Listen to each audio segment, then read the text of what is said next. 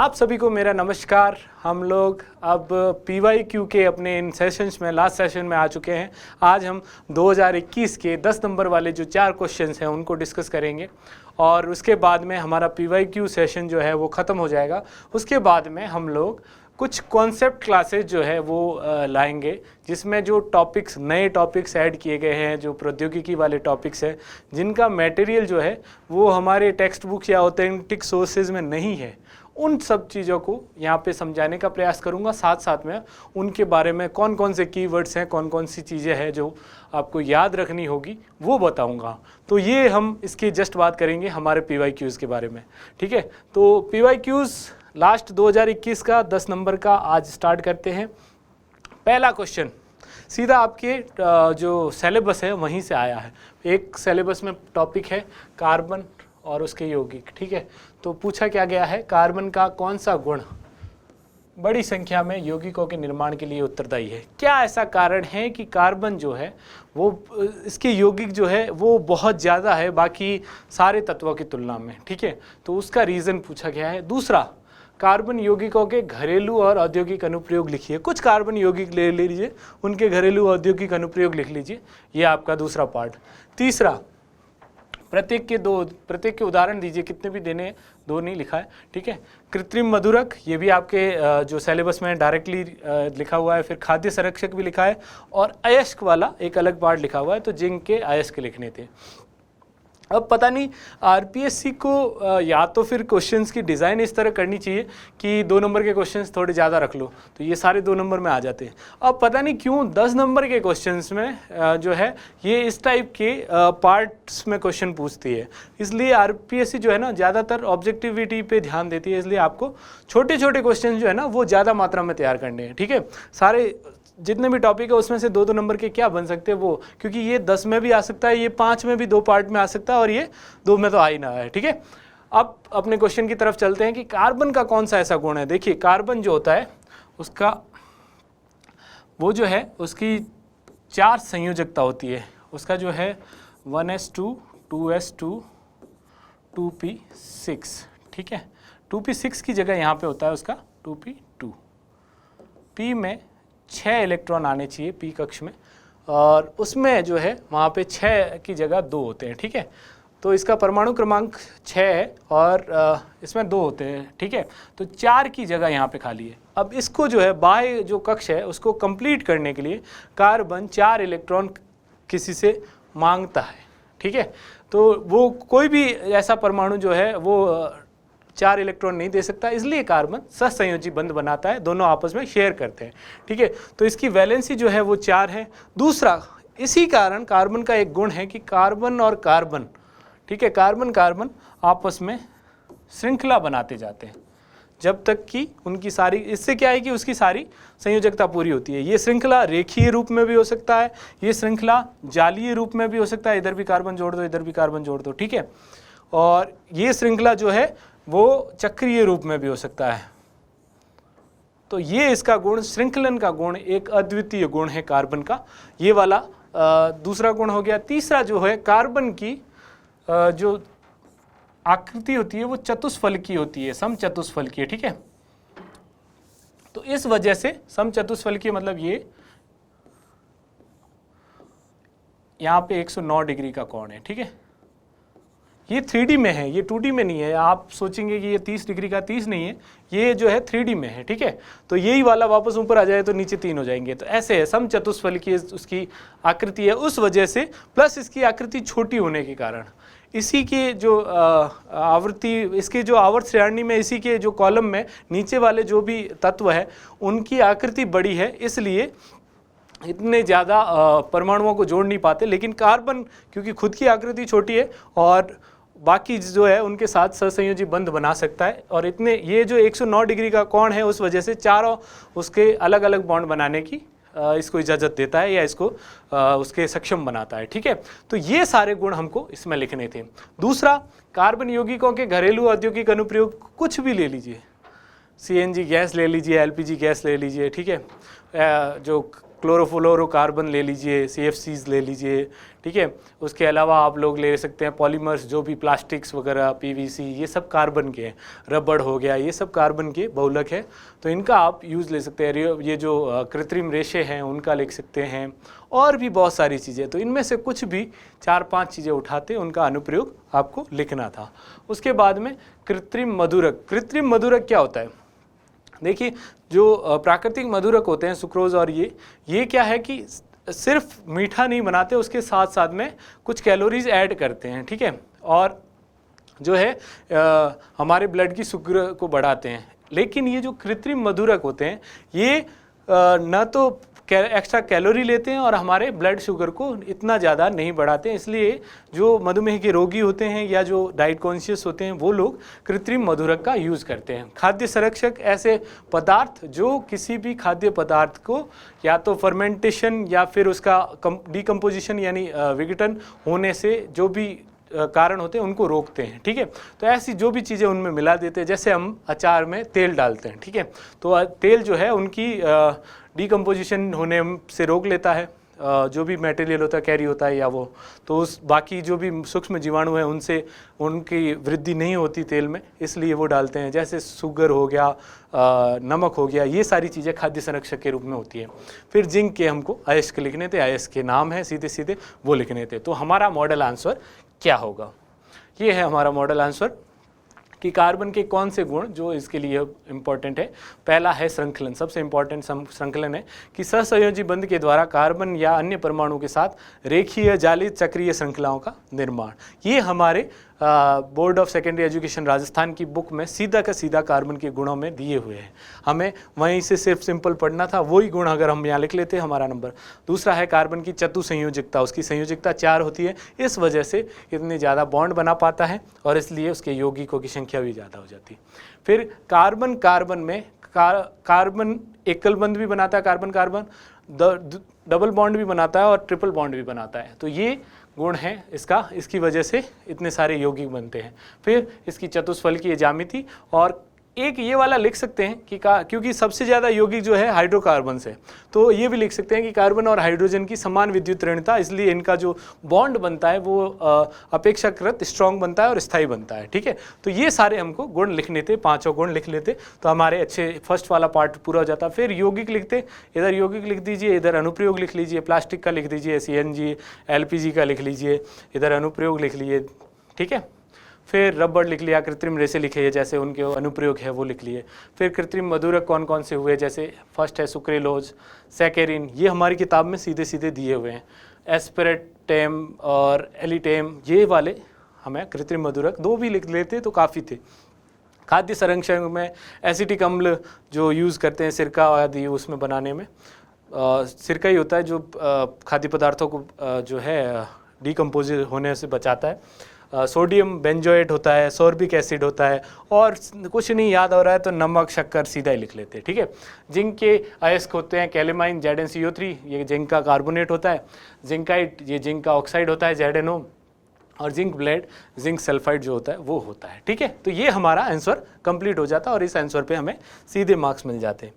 इसलिए हमेशा कहता हूँ कि जो हमारा सिलेबस है उसके एक एक वर्ड को जो है खोल के पढ़िए और उसको कम से कम तैयार कर लीजिए, तो आपका 60% जो है पेपर ऐसे ही इजी हो जाएगा। बाकी 40% थोड़ा सा डीप में जाना है तो वो आप लोग कर सकते हैं। अब आ गया दूसरा, सीधा सीधा पूछा हुआ था वहाँ पे सिलेबस में सीधा लिखा हुआ है कि मानव की आँख की कार्यप्रणाली और उसके संबंधित दोष। सीधा क्वेश्चन 10 नंबर का आ गया, ठीक है। तो मानव की आँख की कार्यप्रणाली का वर्णन करें, कार्यप्रणाली का वर्णन करना है, ठीक है। आँख का वर्णन नहीं करना है। जो लोग यहाँ पे आँख का वर्णन कर के आए हैं कि आँख ऐसे होती है और उसमें ये होता है, कॉर्निया होता है, आइरिस होता है, वो सब लिख के आए हैं, उसको नंबर नहीं दिए। कैसे आँख जो है वो आँख मतलब हमारे दिमाग में जो सामने का चित्र बनाती है कैसे करती है वो, उसका पूरा वर्णन हमें यहाँ पे करना था।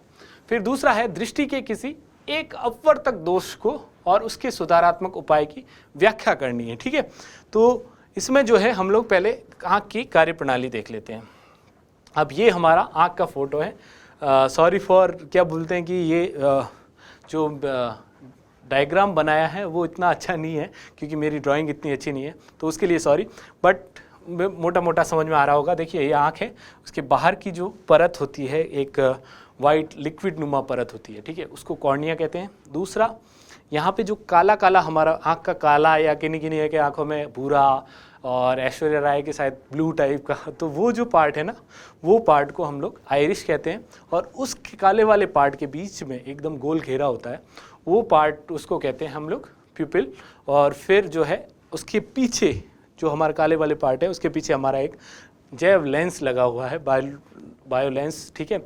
वही बायो लेंस जो है रेज को रेटिना पर एक वो जो है रेटिना पर केंद्रित करता है। और रेटिना से यहाँ पे रेटिना पे जो होते हैं प्रकाश तंतु होते हैं, प्रकाश तंतु इनका सिग्नल जो है ऑप्टिक नर्व के थ्रू दिमाग को भेजता है।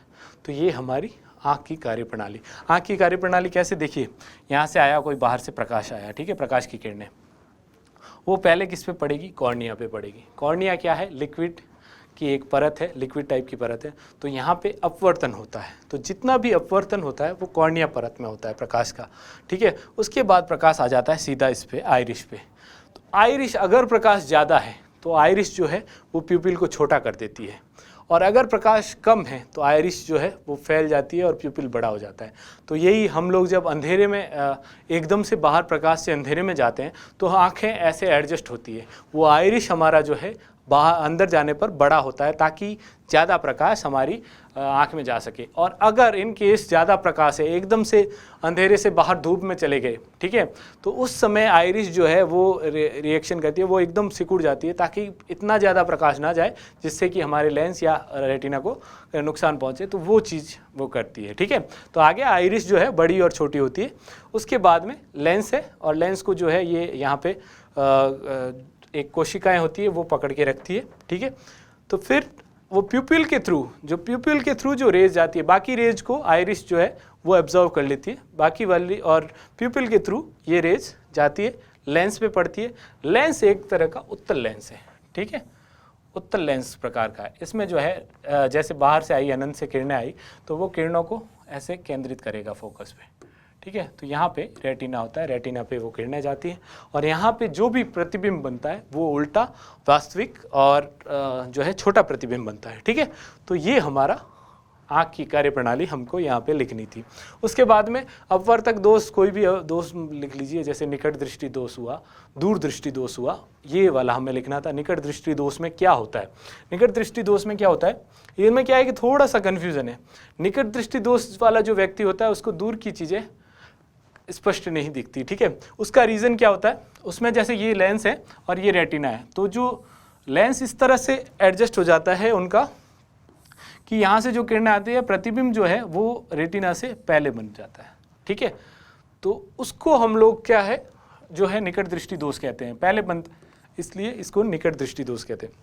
इसको सुधारते कैसे, तो यहाँ पे एक अपवर्तक लेंस लगा दिया जाता है आँख के आगे, ठीक है। अपवर्तक लेंस क्या करेगा, इस रेज को ऐसे फैला देगा, ठीक है, ये फैला देगा तो रेज थोड़ी सी ऐसे फैल जाएगी, फिर वापस इसी जगह बन जाएगा, उसका रियल इमेज जो है रेटिना पे बन जाएगा।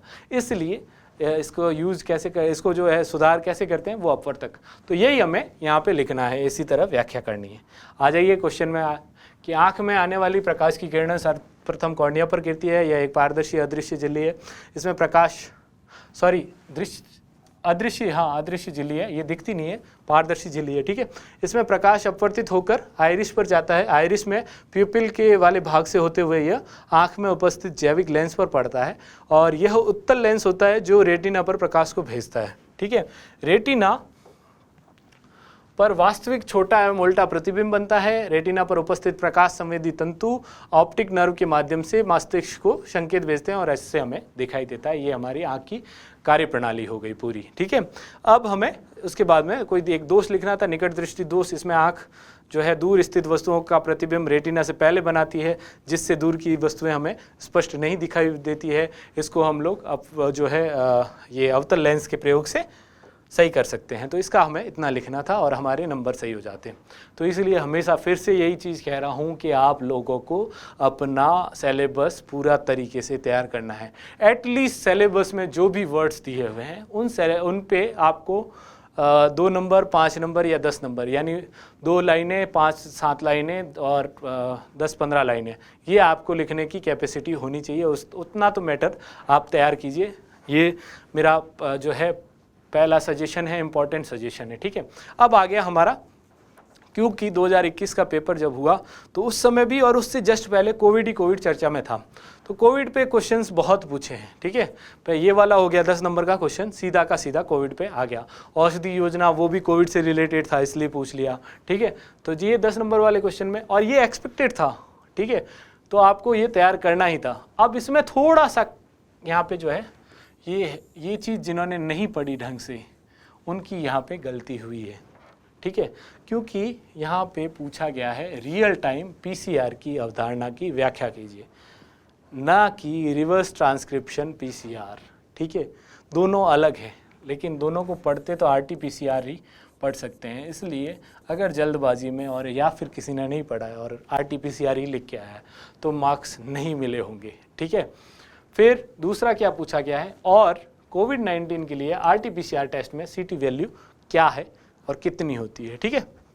ये दोनों चीज़ें हमें पूछी गई है, हमें इनका आंसर देना है। फर्स्ट थिंग, पीसीआर क्या होता है? पॉलीमरेज चेन रिएक्शन, ठीक है। चेन रिएक्शन क्या होती है? एक के बाद एक के बाद एक के बाद अपने आप चलती रहती है, उसको चेन रिएक्शन कहते हैं। पॉलीमरेज नाम से ही है, एक से ज़्यादा बनाना, ठीक है। इसमें क्या होता है, कोई भी डीएनए जो होता है उसका एक हम लोग प्राइमर लेते हैं, मतलब एक सैंपल लेते हैं, इसको बार बार ये गुणित करता जाता है। पहला ये गुणित हुआ, इसको ये जैसे ये हुआ, उसके बाद में फर्स्ट रिएक्शन ये होगी। यहाँ पे जब मान लीजिए ये डीएनए कोड है एक, ठीक है, फिर यहाँ पे एक बन गया इसका। अब ये दोनों अलग हो गए, ये अलग बनेगा और ये अलग बनेगा, ठीक है। यहाँ से 2 बने, फिर यहाँ से 4 बन जाएंगे, ठीक है। 4 में कितने बनेंगे? वापस 8 बनेंगे, 8 से 16, 16 से 32, वही जय हो वाला कॉन्सेप्ट, 1 से 3, 3 से 9, ये वाला कॉन्सेप्ट इसमें होता है। तो कम ही टाइम में बहुत ज़्यादा मात्रा में डीएनए बन जाता है, जेनेटिक मटेरियल बन जाता है। इसलिए इसी को पॉलीमरेज चेन रिएक्शन कहते हैं। जब हमें किसी सैंपल से उनको जो है एम्पलीफाई करना होता है तो उसके लिए हम लोग पॉलीमरेज चेन। अब आप लोगों को एक चीज़ ध्यान होनी चाहिए यहाँ पे, कि जो डीएनए है, डीएनए से एमआरएनए बनता है, ठीक है। ये वाला जो प्रोसेस है इसको हम लोग ट्रांसक्रिप्शन कहते हैं,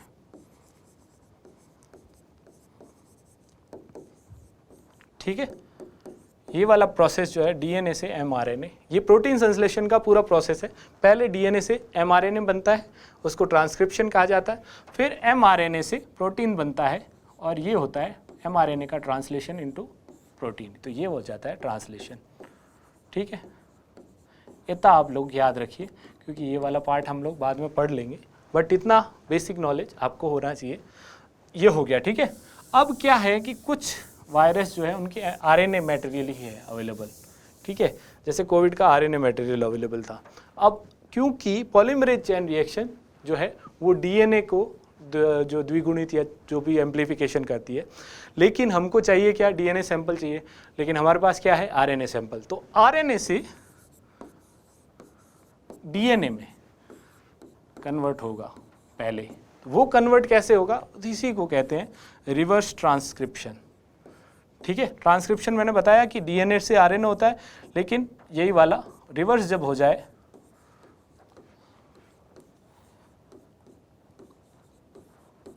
ठीक है, यही वाला जब रिवर्स हो जाए तो ये रिवर्स ट्रांसक्रिप्शन हो जाएगा, ठीक है। आरएनए से डीएनए बनेगा और उसके बाद में इसका पीसीआर हो जाएगा, पॉलीमरेज चेन रिएक्शन।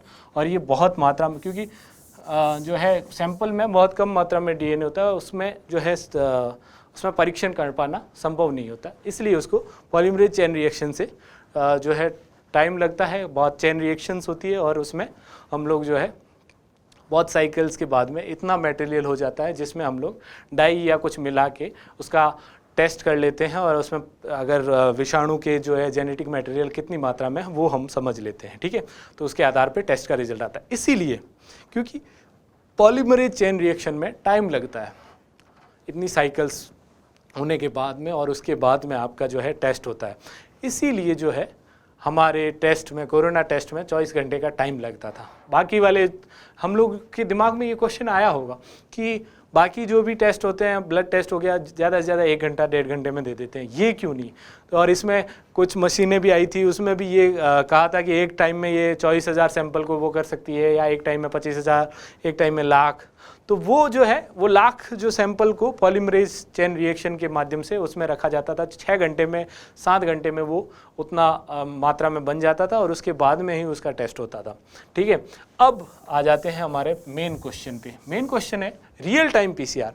इसमें क्या करते हैं, पॉलीमरेज चेन रिएक्शन जब हो रही है तो उसी समय हमें उसके साथ साथ में अगर पता चलता रहे कि इसमें कितना परसेंटेज या कितना पार्ट जो है विषाणु का है, या उससे हमारा जो इंटरेस्ट का जो भी चीज़ हुआ, मतलब विषाणु का नहीं हुआ, कुछ और भी जेनेटिक कोड का हुआ, वो हमें पता चल जाए। ठीक है, मान लीजिए ये पीसीआर चल रही है, इसमें जो है ये पीसीआर चल रहा है मामला। ठीक है, इसके साथ साथ में जनरली ये होता था कि पीसीआर ख़त्म होता, एक एनफ मटेरियल होता, उसके बाद में हम लोग उसका टेस्ट करते थे, उसमें डाई मिलाते थे। अब क्या है कि डीएनए के साथ में ही डाई मिला दी गई, और जैसे ही वो दूसरा वाला मटेरियल आता है वो अपने आप में कलर चेंज होता है या उसका कोई सिग्नल देता है। ठीक है, उस सिग्नल की वजह से हमें पता चलता जाता है कि कब कितना आया है उसमें। तो यही हमारा रियल टाइम पीसीआर अवधारणा है, यही हमें उसमें लिखनी थी। और इसी के साथ में ये वाली सीटी वैल्यू, साइकिल थ्रेशोल्ड वैल्यू क्या होती है, जैसे मैंने बताया ना कि पीसीआर में पहला ये मटेरियल लिया, उसके बाद में ये डीएनए फर्स्ट बना, उसके बाद में 2, ठीक है, ये फर्स्ट साइकिल होगी, उसके बाद में 4, ये सेकंड साइकिल हो गई। तो ऐसे साइकिल्स जब बनेगी तो उसमें कितनी साइकिल्स के बाद में अगर मटेरियल नहीं मिला या जेनेटिक मटेरियल नहीं मिलता तो वो चीज़ डिसाइड करते हैं। नहीं तो क्या है कि अनवरत चलती जाएगी ये वाला सिस्टम। तो डॉक्टर्स ने डिसाइड किया था कि 35 साइकिल्स के बाद भी अगर जो है वायरस का पार्ट नहीं मिलता उसमें डीएनए में तो उसको नेगेटिव माना जाएगा। ठीक है, तो इसीलिए शायद आप लोगों ने देखा होगा कि नेगेटिव जो रिजल्ट्स होते थे ना वो थोड़े से लेट आते थे, पॉजिटिव वालों के फटाफट आ जाते थे, क्योंकि ज़्यादातर 20, 21, 22 साइकिल्स में आ जाता था, लेकिन नेगेटिव वाले को 35 साइकिल्स तक रखा जाता था। ठीक है, तो इसीलिए ये वाला जो थ्रेशोल्ड है सीटी वैल्यू वो 35 नहीं होकर 31, 32 के अराउंड इसकी वैल्यू ली, यानी लेस देन 35 जो भी है वो कोविड के लिए सीटी वैल्यू थी। तो ये हमें यहाँ पे लिखना है। हमारा आंसर क्या होगा, देखिए मॉडल आंसर ये होगा कि रियल टाइम पीसीआर या quantitative PCR polymerase chain reaction का उन्नत संस्करण है। इसमें एम्प्लीफिकेशन को पीसीआर के दौरान ही प्रेक्षित किया जाता है। इसमें एक डाई विशिष्ट से मिश्रित डीएनए का पीसीआर होता है तथा पीसीआर मैंने लिखा है, बाकी आप पॉलीमरेज चेन रिएक्शन हर जगह लिख सकते हैं। वायरस जीन की पहचान पर यह एक सिग्नल देता है। इसमें सैंपल का समानांतर विश्लेषण व परीक्षण हो जाता है। ठीक है, डेटा जो है वो समानांतर, वो साइमल्टेनियसली हमको मिलते रहते हैं, उसको प्रेक्षित करते रहते हैं और उससे हम लोग इसको बना लेते हैं। ठीक है, हमारा टेस्ट का रिजल्ट भी हाथों हाथ आ जाता है, तो हमें टाइम भी कम लगेगा और हमारी जो स्टडी होगी वो बहुत अच्छी होगी। हमें पता चल जाएगा कि एग्जैक्ट कौन सी चेन, कौन सी साइकिल में इसका मटेरियल आया, वो वाला सीटी वैल्यू भी पता चल जाएगा। फिर सीटी वैल्यू का लिखना है, ये साइकिल थ्रेशोल्ड 35 से कम। इसको थोड़ा सा एक्सप्लेन भी कर लेते क्योंकि 10 नंबर का क्वेश्चन है, तो आपको जो मैंने बताया वो एक्सप्लेन भी कर सकते थे और आप ये भी लिख सकते थे। तो ये हमारा क्वेश्चन का आंसर हो गया। अब बढ़ते हैं लास्ट क्वेश्चन जो है 2021 में आया था। सीधा क्वेश्चन पूछा था 2 नंबर के 5 भारतीय वैज्ञानिकों का योगदान। ठीक है, भारतीय वैज्ञानिकों का जो है वो भी सीधा हमारे उसमें आया हुआ है और इस पे क्वेश्चन सीधे आते हैं।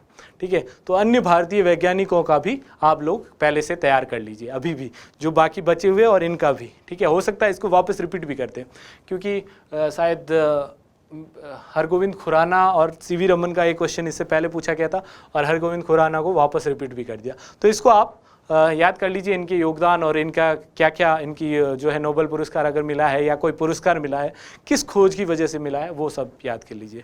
ठीक है, तो इसमें पहले है होमी जहांगीर भाभा। इन्हें जो है भारत में परमाणु ऊर्जा या परमाणु शक्ति के जनक के रूप में माना जाता है। ठीक है, इन्होंने जो है कॉस्मिक रे स्टडीज़ की थी, थ्योरेटिकल फिजिक्स के ये ज्ञाता थे और इन्होंने भारत में परमाणु शक्ति आयोग जो है वो उनकी स्थापना की थी। भारत में जो भी परीक्षण के लिए जितने भी रिएक्टर बने हैं, अप्सरा, जर्लिना, वो जो भी बने हैं उनको स्थापना इन्हीं के कार्यकाल में हुई थी, इन्हीं के देख रेख में हुई थी। तारापुर में पहला रिएक्टर भी जो बना था वो इन्हीं की देख रेख में हुआ था। तो ये सारा इनका योगदान है। उसके बाद में सेकंड है सर मोक्षगुंडम। हाँ, इसके अलावा इन्होंने मेसॉन कण की खोज भी की थी। इन्होंने जो है कॉस्मिक रेज पे स्टडी की थी होमी जहांगीर भाभा ने, और उन्होंने बताया था कि कॉस्मिक रेज जब पृथ्वी के वातावरण के संपर्क में आती है तो इलेक्ट्रॉन के एक बौछार करती है, और इन्हीं को मेसॉन कण का नाम दिया। ठीक है। उसके बाद में आ जाता है सर मोक्षगुंडम विश्वेश्वरैया। राहुल गांधी जी ने बहुत बार गलती की इनके नाम लेने में, तो वो ट्विटर पे ट्रेंड भी हुआ था। और इनका जो है ये भारत के जो है इंजीनियरिंग के पिता माने जाते हैं, और इंजीनियर दिवस इन्हीं के जो है जन्म तिथि पर मनाया जाता है। 15 सितंबर को भारत में मनाते हैं। ये भारत के सबसे महानतम इंजीनियर हैं। ठीक है। इन्होंने जो है ग्रेट कृष्णराज सागर डैम, उसकी डिज़ाइन इन्होंने की थी। मैसूर का दीवान ये इनको बना लिया गया था, इनकी जो इनकी क्वालिफिकेशन और इनकी क्वालिटी ऑफ वर्क देखकर। ठीक है। उसके अलावा इन्होंने विशाखापत्तनम पोर्ट का जो फ्लड प्रोटेक्शन सिस्टम है, और भारत में जितने भी बांध हैं लगभग सब में ऑटोमेटिक जो गेट लगे हुए हैं बांध के, ऑटोमेटिक फ्लड गेट, उनकी डिज़ाइन इन्होंने की है। तो आप सोच सकते हैं कि कितने बड़े। दूसरा, हैदराबाद शहर का जो है flood protection system, Musi river से जो वहाँ पे बाढ़ आती थी, उसको भी इन्होंने ही वहाँ पे फ्लड प्रोटेक्शन सिस्टम डिज़ाइन किया और उसको ये किया। तो इतना, उसमें से 3-4 चीज़ें हमें यहाँ पे लिखनी थी। फिर आ जाता है सत्येंद्र नाथ बोस। ठीक है। बोस नाम सुना होगा, बोस आइंस्टीन कंडेंसेट हो गया, बोसॉन कण हो गए, जिनके चक्रण क्वांटम नंबर 1 होता है, 1 के गुणक होते हैं, वो वाले। ठीक है। और इसके अलावा इन्होंने जो है एक प्रकार की आई ड्रॉप बनाई थी, जिसको अब हर आई ड्रॉप्स में, एक सॉल्यूशन बनाया था जिसको अब हर आई ड्रॉप में इसको यूज़ किया जाता है। फिर आ गए उसके बाद में हमारे मेघनाथ साहा। मेघनाथ साहा जो है वो जगदीश चंद्र बोस के शिष्य थे। ठीक है। और इन्होंने जो है आयोनाइजेशन फार्मूला दिया था, जिसके आधार पर सभी जो भी तारे और सूर्य है, इनके तापमान, इनकी आंतरिक संरचना और वहाँ पे कितना दाब है, इस सब की जो कैलकुलेशन होती है वो इसी आयोनाइजेशन फार्मूला के आधार पर होती है। तो इतना महान काम किया था इन्होंने। और इन्होंने जो है भारत का प्रथम साइक्लोट्रॉन इन्होंने डिज़ाइन किया था। ठीक है। तो ये सारे योगदान इनके हो गए मेघनाथ साहा के। फिर आ गए हरगोविंद खुराना, क्योंकि हम लोग पहले भी इनको डिस्कस कर चुके हैं। तो इन्होंने वो जेनेटिक कोड डिज़ाइन किया, जिसके आधार पर इनको नोबेल पुरस्कार मिला।